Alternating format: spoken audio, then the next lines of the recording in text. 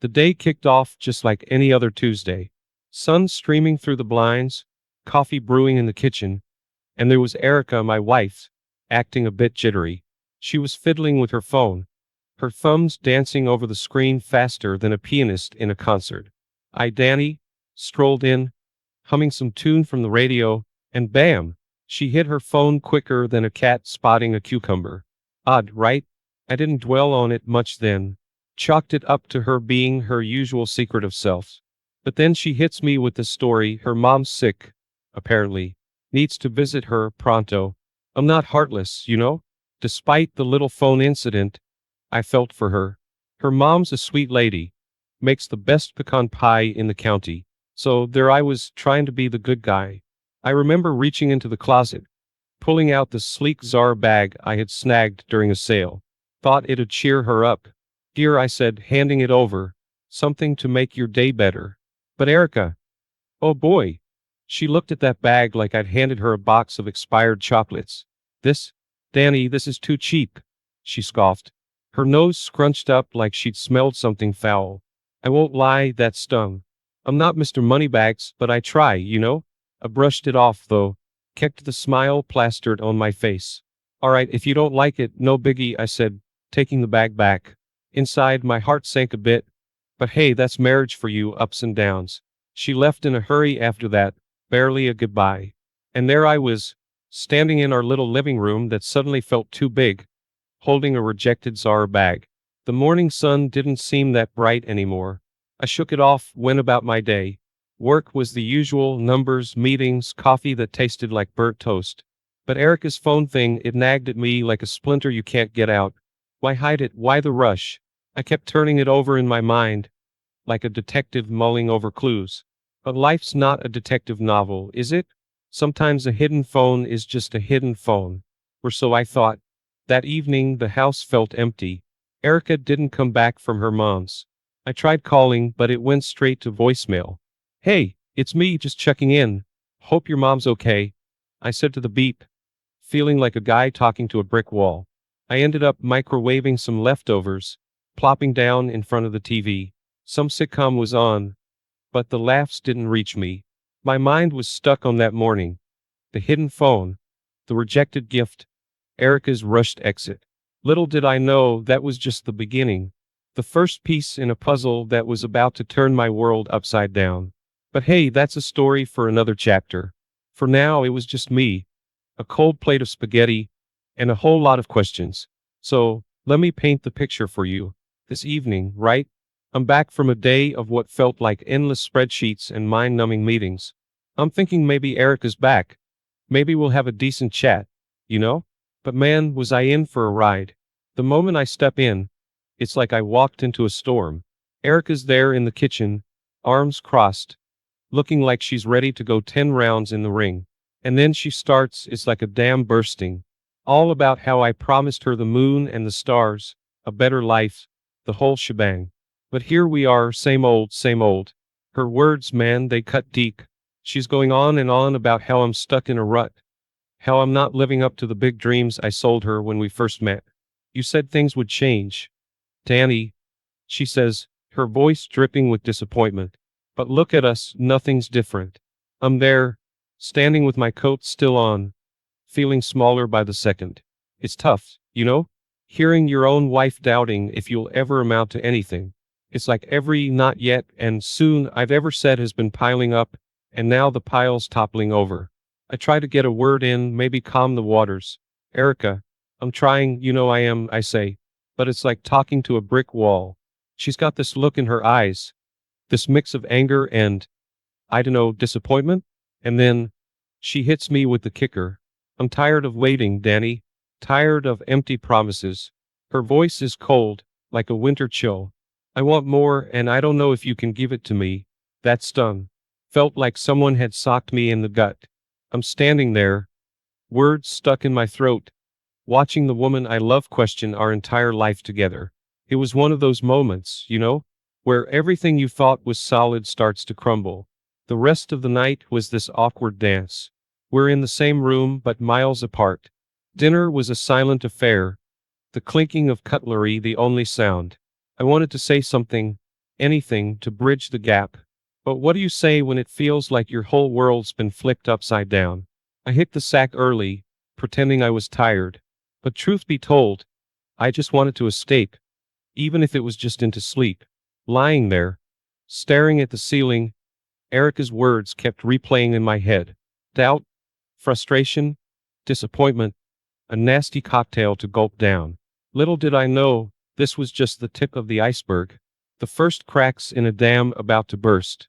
But there I was, clueless, hoping maybe sleep would wash it all away. Spoiler alert, didn't. Alright, so buckle up, 'cause this is where things take a wild turn. It's a few days after that clash with Erica, and I'm still reeling, right? Then I stumble upon this bombshell. Erica's got a secret, and not the good kind. I'm at home, doing my usual after-work routine, changing into something comfy, thinking about what to scrounge up for dinner. That's when I find this fancy-looking business card on the floor. It's got this name, Reggie, in flashy letters and some website I've never heard of. Looks high-end, the kind of card you'd expect from a guy who wears suits worth more than my car. Curiosity gets the better of me. I hop on my laptop and check out this website. And there it is, in all its gaudy glory, a sugar daddy site. My heart's doing this weird drum solo in my chest as I piece things together. Erica's been meeting this Reggie guy, some loaded dude who's probably got more money in his wallet than I make in a month. Later that night, Erica waltzes in, all smiles and giggles. She's carrying shopping bags that scream expensive. I can't help it, I ask her about it. And she spills like it's no big deal. Oh, Reggie got them for me, she says, her eyes shining. He knows how to treat a lady. Not like our bargain bin lifestyle. Man, it felt like a slap to the face. She's going on about how Reggie showers her with gifts, takes her to fancy places, the whole 9 yards. Stuff I could never afford on my salary. I'm standing there, trying to process this, while she's comparing me to Mr. Moneybags. It was surreal, My wife talking up another guy, flaunting his wealth like it's some kind of scorecard.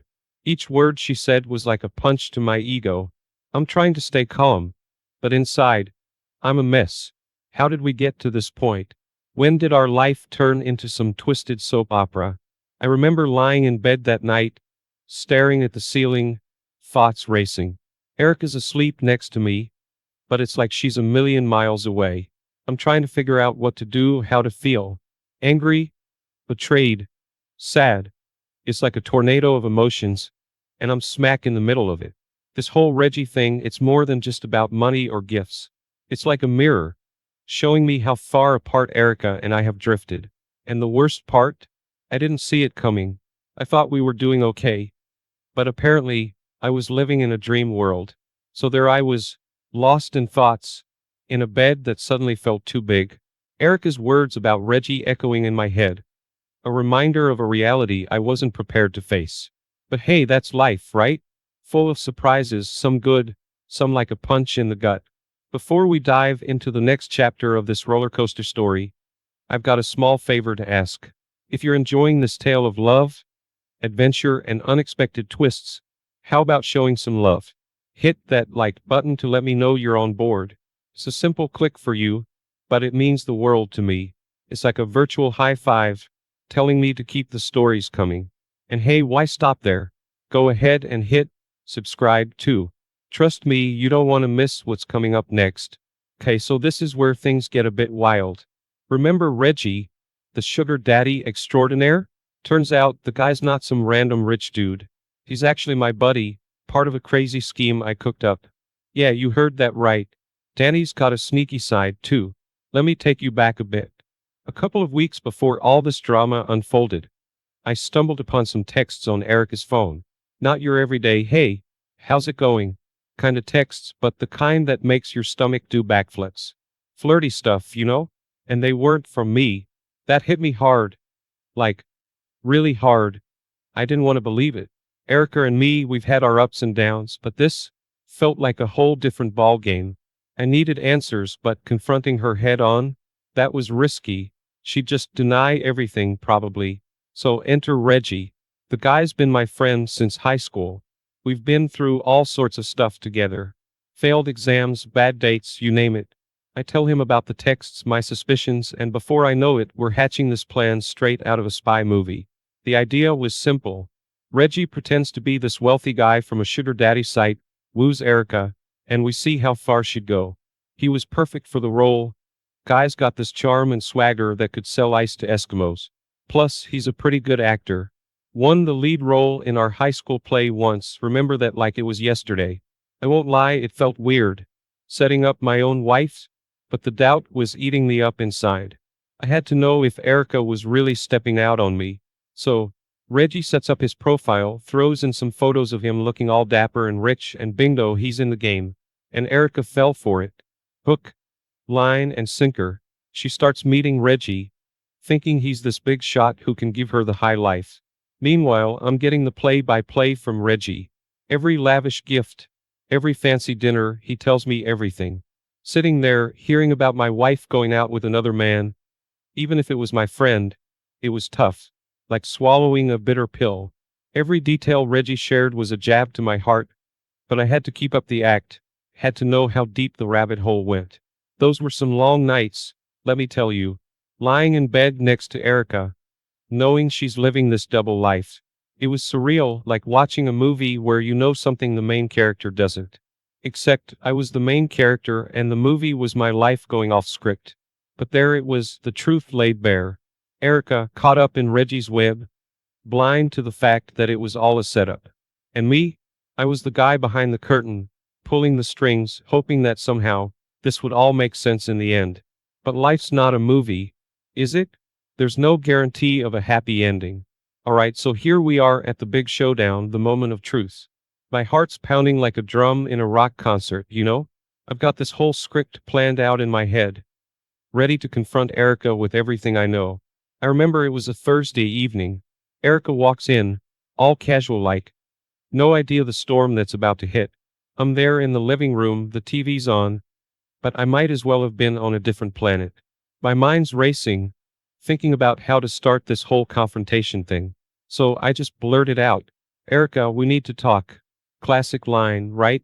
Her face changes like she knows something's up, but she plays it cool, sits down, and hits me with a casual, what's up, Danny?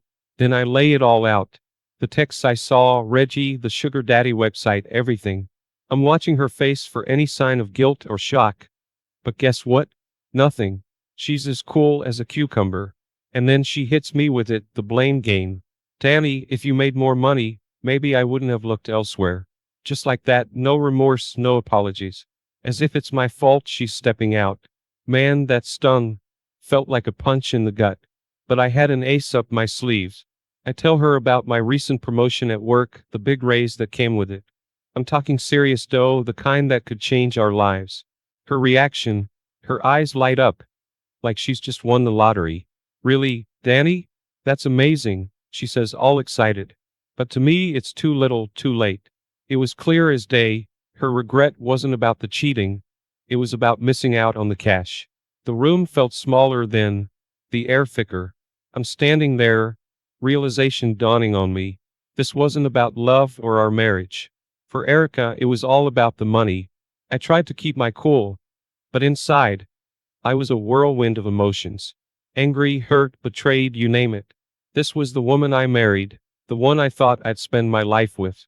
And here she was, more interested in my wallet than our relationship. It was a harsh truth to swallow. The woman I loved, the one I shared my dreams and bed with, was a stranger. A stranger who cared more about dollar signs than the vows we took. So, there we were, in the middle of our living room, the truth hanging between us like a thick fog. And me? I felt like a guy who'd just woken up from a dream, only to find out the nightmare was real. The confrontation ended with more questions than answers.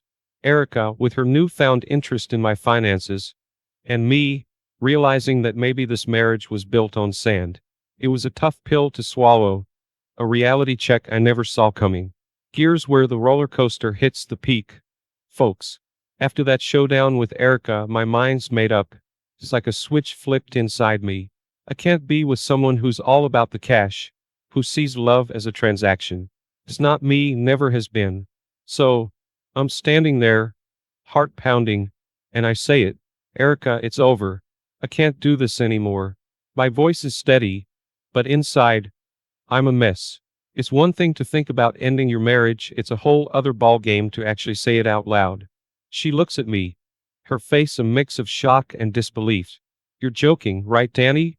She says, laughing it off. But I'm dead serious. No, Erica, I'm not. This is not working.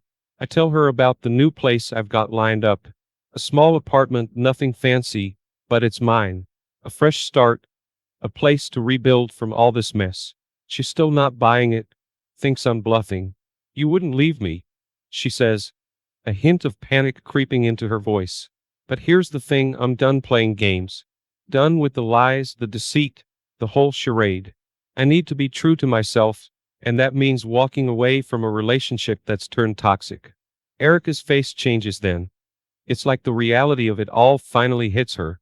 She starts bargaining, pleading. We can work this out, Danny. Think about all the good times. But it's like she's talking about a different marriage. The one I remember's been marred by lies and betrayal. I'm packing my stuff, and it's surreal. Each shirt, each book, each random knickknack. They're all pieces of a life I'm leaving behind. Erica's watching me, and I can see the wheels turning in her head. She's realizing this is really happening. It's a weird feeling, you know? Walking away from the life you've built with someone. There's this mix of freedom and loss, excitement and sadness. But deep down, I know it's the right move. I can't be with someone who doesn't value me for me, who sees my worth only in dollar signs. The apartment's small, but it's a breath of fresh air. No more tiptoeing around, no more secrets and lies. Just me, my thoughts, and a chance to start over. The first night there, I'm sitting on a second-hand couch, pizza box on the coffee table, and I realize this is it, the first day of the rest of my life. The scary and exhilarating all at once. Leaving Erica, starting anew, is a leap into the unknown. But sometimes you've got to close one door to open another. So, there I am, in my new place, a mix of emotions swirling inside me. But one thing's clear, I'm moving forward, on my own terms. It's a revelation, a turning point, and I'm ready for whatever comes next. So, we're nearing the end of this crazy ride, and let me tell you, it doesn't get any less wild. There I was, settling into my new pad, boxes still half unpacked, when who shows up? Erica. And she's not the confident, money-focused woman I'd seen lately. No. She's a mess, tears streaming down her face, voice shaky. It's like a complete 180. She's standing there in my new living room, which still smells like fresh paint and hope, and she's pleading. Danny, please, I made a mistake. I didn't realize what I had until I lost it. Her words are pouring out like water from a broken dam. All apologies, promises to change, the works. But here's the thing, it felt off. You know when you're watching a movie, and the actor's performance just isn't hitting the mark? That's how it felt, like she was playing the part of the remorseful wife, but I wasn't buying a ticket to that show. I'm standing there, leaning against my new, not so stylish kitchen counter, just listening to her. Part of me, that old part that loved her, wanted to believe it. Wanted to think that maybe, just maybe, we could fix this train wreck. But then, the new me, the me that's been through the emotional ringer, he's shaking his head. He knows better. Erica, I finally say, cutting through her river of words, it's not about giving you another chance. It's about being true to myself. And the truth is, I can't trust you anymore. My voice is calm but firm. It's like I'm hearing myself from outside my body, and I sound like a guy who's finally got his act together. She stops then, her sobbing pauses, and she looks at me. Really looks at me, maybe for the first time in a long time. And I see it, the realization in her eyes. She sees that I'm not the same Danny who'd bend over backward to make her happy, regardless of how she treated me. The air in the room shifts. It's heavy, filled with all the things we never said, all the things we hid from each other. And in that moment I knew that walking away was the right choice. She stayed for a bit, trying to salvage what was left of our marriage. But it was like trying to glue back a shattered vase. Even if you put it back together, the cracks will always show. And our marriage, it was cracked beyond repair. Eventually, she left, the door closing softly behind her. And there I was, alone in my half-empty apartment, surrounded by the echoes of our last conversation. It was sad, sure, but it was also freeing. Like I just shed a weight I'd been carrying for too long. That night, I sat on my balcony, looking up at the stars, a cold beer in my hand, and I felt at peace. The kind of peace you feel when you've made a tough decision, but you know it was the right one. Erica's desperate plea, it was a closing chapter, a necessary end to a story that had run its course. And me? I was ready to start. This story is called Cheating Flight Attendant Wants an Open Relationship. I have never been to a forum. I am 48 years old and my wife is 44 and we have been married for 15 years. We had a good relationship, at least I thought we did, but it has been almost 2 years since we have had any real intimacy. My wife had some childhood trauma way back when. I won't say what it was, but it's affected her for a good portion of her life, but with therapy she has been able to overcome most of it. One of the reasons we didn't have any kids was while she was going to therapy she was on quite a bit of medication. Some of this medication has some serious side effects, but she really didn't have many setbacks from the medication. Before my wife became a flight attendant, she was helping her father run a gas station they owned. They had a falling out because she wanted more money. Her becoming a flight attendant came out of nowhere. She had lunch with a friend of hers who was a flight attendant and told her how lucrative the position can be. She told my wife that when she became a flight attendant, they started her out at $35,000 per year. But she told my wife the downside to being a flight attendant: it's hard to maintain a relationship in most cases. After that meeting, my wife and I talked about it, since my wife had a necessary education of requirements, and I think the airlines required some additional schooling and training. She applied at 4 different airlines: Delta, United Airlines, Frontier Airlines, and Southwest Airlines. Delta was the only one that hired her at first. I was happy for her. She was making about the same as I was making at the time, and she kept getting raises every year. It seemed substantial raises, but what I didn't know then is that this job came with the price. My wife was gone a lot. I mean, it seemed like she was going every day, only coming home for a few days at a time. When she was home, she wasn't really present. I couldn't figure out why. After about the 3rd year of her being a flight attendant is when I noticed her behavior slightly shifting. She would come home and we would have a few days of bliss, but it seemed like the 2nd week she was back home, she was thought to get strange. Not only did her behavior change, her spending habits also changed. She was buying a lot of sexy clothes, but I didn't see her in those clothes. I started to get suspicious, but I didn't want to accuse her of anything. I wanted to make sure before I confront her with indisputable evidence. So as the weeks and months go by, she is still traveling, coming home, not touching me, and spending lots of money on clothing. Well, I had lunch with a friend one day and told him what was happening. He travels quite a bit himself, and he honestly said, "I don't know what I can tell you." Then he said, "If she is cheating on you away from home, how will you find out?"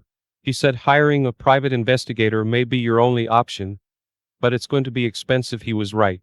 I knew it would be expensive. So I called around to a few places, actually found a husband and wife team that were private investigators after work. I went to see them and told them all of my suspicions. She wasn't initiating anything with me in the bedroom, buying clothes and not wearing them in front of me. Then this guy's wife said, "What does she do for a living?"